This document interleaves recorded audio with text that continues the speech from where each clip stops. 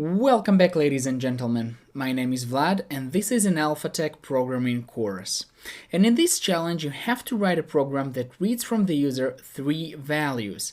And based on these three values, the program is going to find the maximum and the minimum between them. And although we've seen how that can be done just by using two variables, and it wasn't so complicated, right?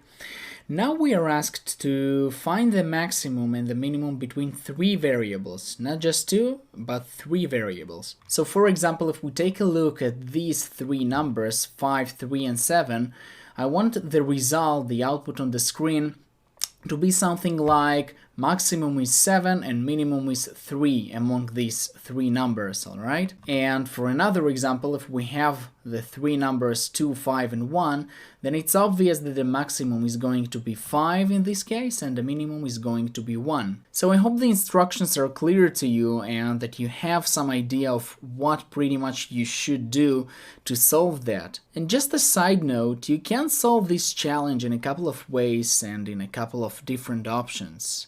And although some of them may work eventually, yes, I would like still to ask you to think of an optimized solution, alright?